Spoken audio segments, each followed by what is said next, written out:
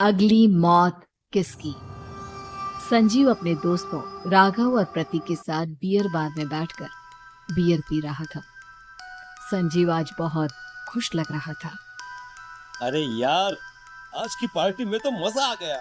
तुम दोनों दोस्तों के साथ तो मेरी जिंदगी इतनी अच्छी है कि क्या बताओ कितनी अच्छी है। अरे भाई, अब दोस्ती की है तो जीना मरना सब साथ में। हाँ, अरे अरे यार सुनो, जल्दी से एक बियर और ऑर्डर करते हैं ना, एक आखिरी, और उसके बाद ये जश्न यहीं खत्म हो जाएगा। अरे हाँ हाँ, क्यों नहीं। वेटर, जल्दी से 2 बियर की बोतल लेकर आओ। आज मेरे दोस्तों को जश्न मनाना है, क्यों?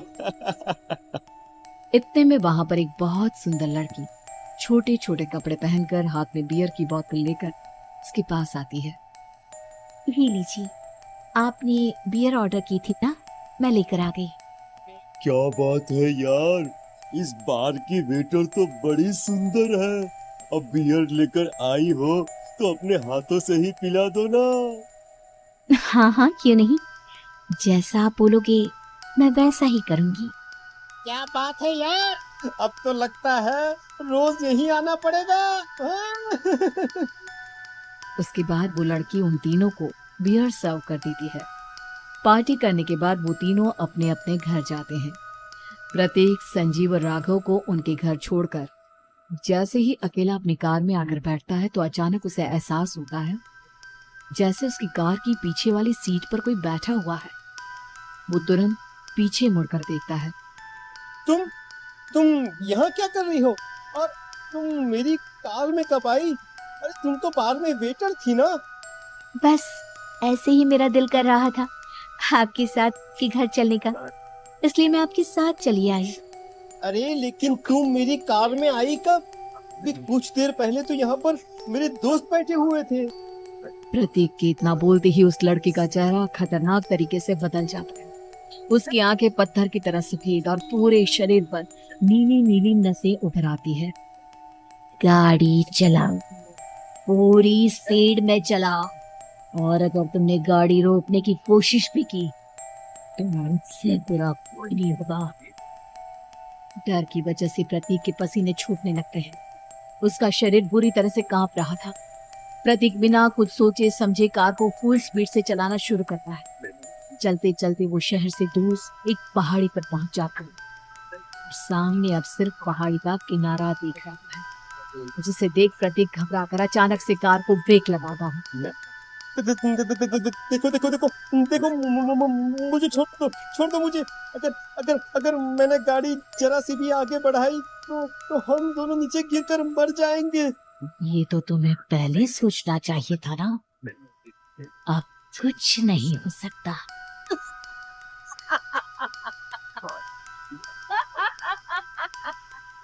छोड़ दो मुझे। नहीं नहीं, प्लीज मुझे छोड़ दो। प्लीज प्लीज मुझे जाने दो। छोड़ दो मुझे। गाड़ी आगे बढ़ाओ। और तभी अचानक से बिना प्रतीक के स्टार्ट किए उनकी कार आगे बढ़ती है और गहरी खाई में गिर जाती है। उसके चीखने की आवाजें चारों तरफ सुनाई देती है।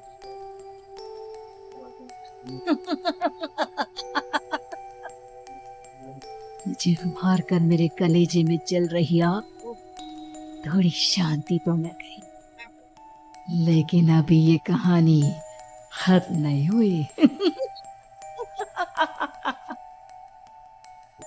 और फिर अगले दिन राघव और संजीव को पता चलता है कि प्रतीक की पहाड़ी से नीचे गिरकर मौत हो गई।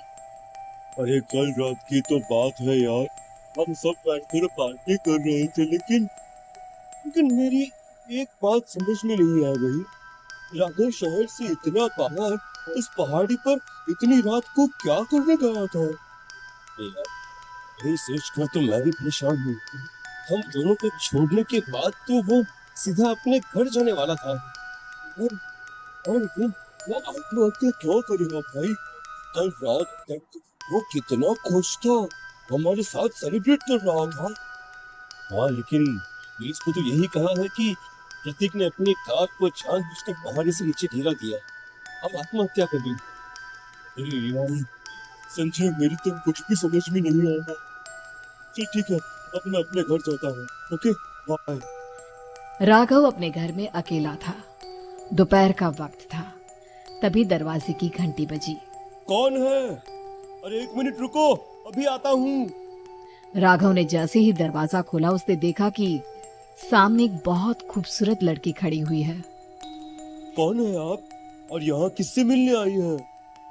देखिए ना, बाहर बारिश शुरू हो गई थी, मेरी गाड़ी खराब हो गई है। आपका घर नजर आया तो सोचा कुछ हेल्प ले लेती।